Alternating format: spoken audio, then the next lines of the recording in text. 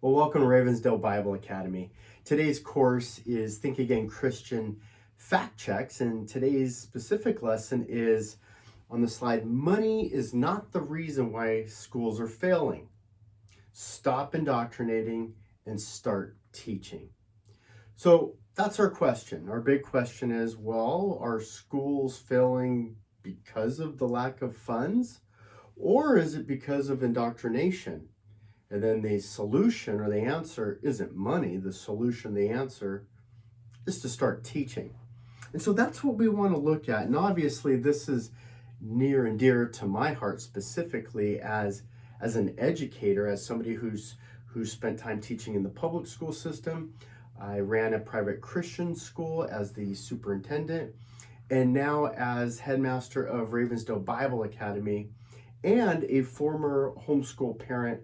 My life's work, my life's passion is education.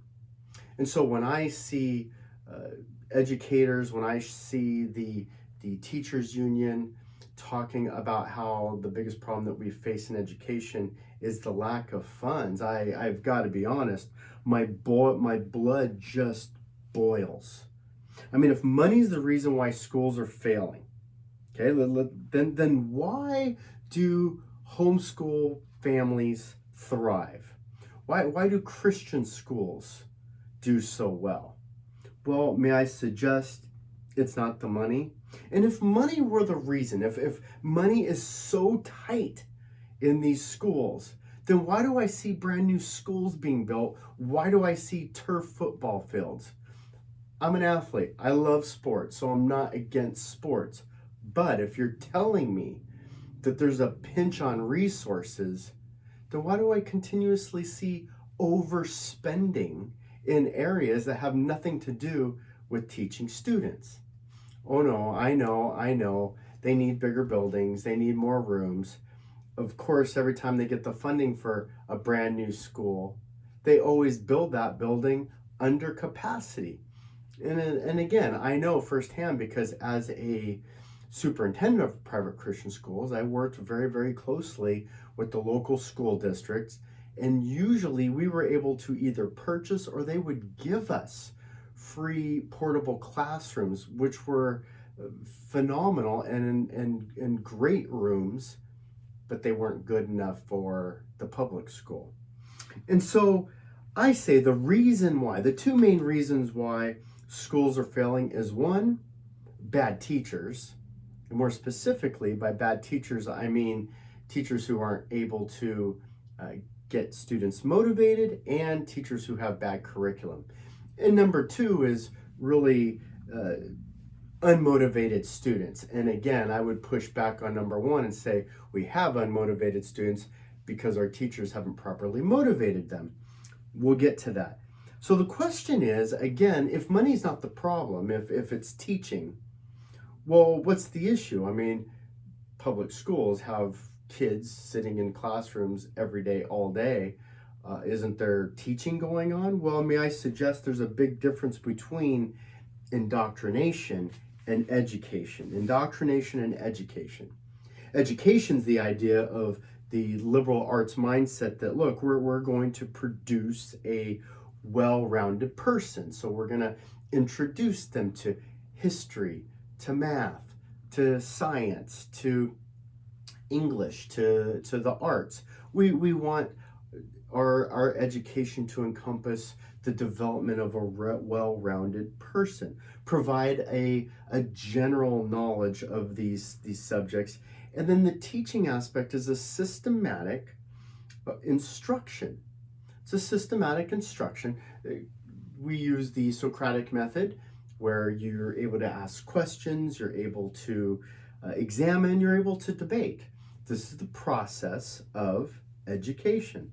Indoctrination, on the other hand, has the idea of brainwashing, having a bias, promoting propaganda, brainwashing. And so the question is, are our public schools going through a process of trying to promote an ideology, or are they trying to educate? Well, what does Scripture say about education? I mean, what is education again, right? I just gave a couple examples, one of education versus indoctrination, but maybe if we simplify it a little bit, in Deuteronomy 6, chapter 6, beginning with verse 7, the Bible says this: you shall teach them, this is children, teach them diligently to your sons the commandments of God. This is how we teach. So it begins with teaching. What is that? You shall talk of the commandments. When you sit down in the house, and when you walk by the way, and when you lie down, and when you rise up. And so the process of education is a process, and it's a long process, and that's okay. But it's the process of actually interacting with somebody. And the idea here in Deuteronomy, and the biblical idea, is that you would engage in active conversation from sunset to sundown.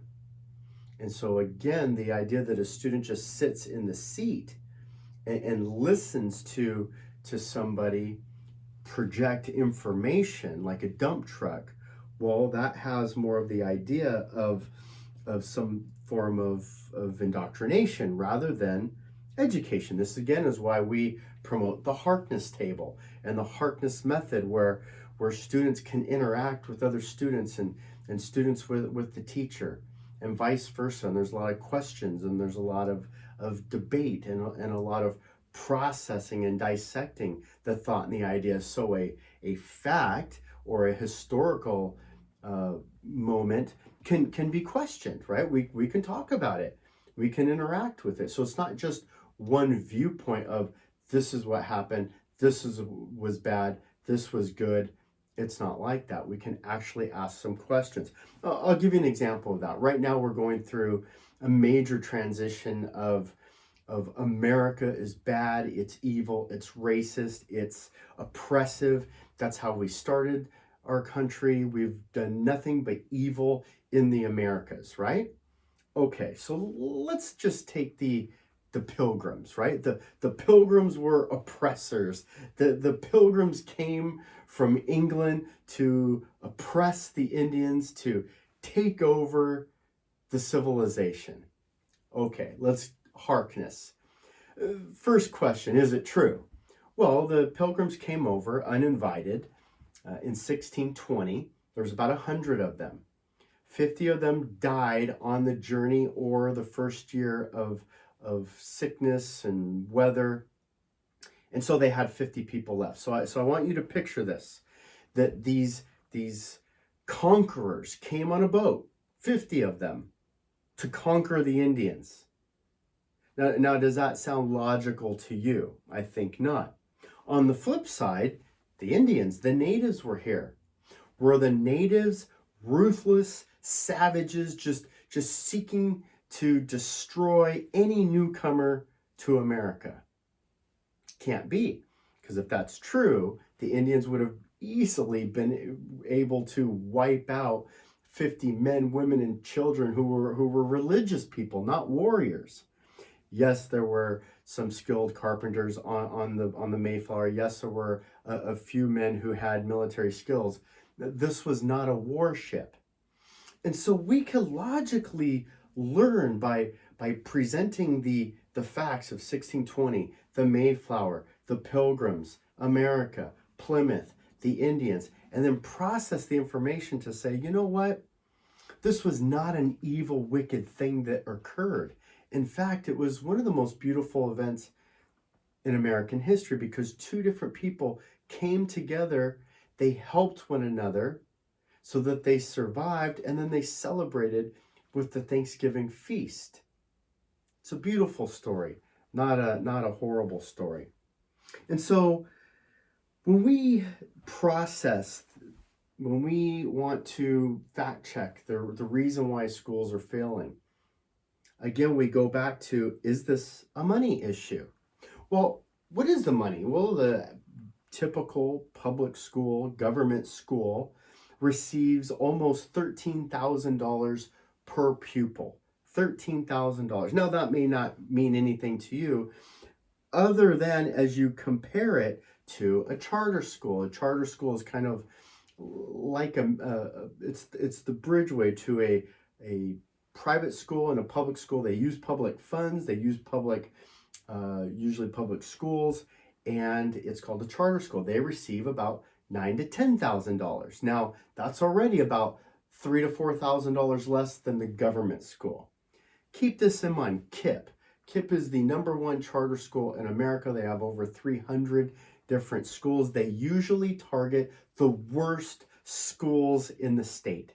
The worst schools, meaning the grades are declining, their students don't care, they're in the inner cities. Every single disadvantage you could possibly think of from the student standpoint of poverty, of income, family situation exists, and KIPP has the best test scores nationwide, hands down. Why? It's not the money, because they actually receive less money than the government school for a harder, more difficult situation. Well, the other aspect that we want to look at is, well, what about private education? Now, it's a little tricky with private education because a private school can charge whatever it wants, and there's certainly some very, very elite private schools that are charging $60,000 a year. We're not really talking about those. Those are kind of the highbrow. This is where the president might send their child to a school like that. We also have the Catholic schools that have huge support from the Catholic Church. A lot of their priests and nuns are able to teach there really at no cost. And so their average is about 5,000. But the median average of a typical private education is going to be in that $6,000 to $10,000 range. Again, the note that we want to take here is it's not the money. It's not the money because they receive less money than the typical public school per pupil. And yet they're producing better results, meaning that most of their students are heading off to college. Now, I will say this. They do have the advantage that usually these are parents who actually have been to college. Both parents, they really care, and they're really pushing and driving their children to go to college as well. So I mentioned before, it's not the money. It's not the money. And what I believe, and part of my fact check is using this data that shows you there's different averages of money that go in. Actually, the better schools produce better. In fact, if you want to compare homeschool families or homeschool co-ops, you're talking about an average of $500 to $1,000 per pupil for homeschool families and homeschool mommies, and they're dominating. So it's not the money. What it is, the two main reasons, and I'm really going to focus on the one, which is our teachers, our school systems are not really motivating our students. They're not conducting classes that the kids care about. Instead, they're pushing an agenda, they're pushing propaganda, they're pushing a narrative of things like, Black Lives Matter or gender identity or sex education. This is not what school is intended for. This is not reading, writing, and arithmetic. And so you wonder why we are failing in those measures. Well, it's because we don't really teach that. And so you're setting your teacher up for failure because the teacher has to teach all this nonsense instead of just teaching.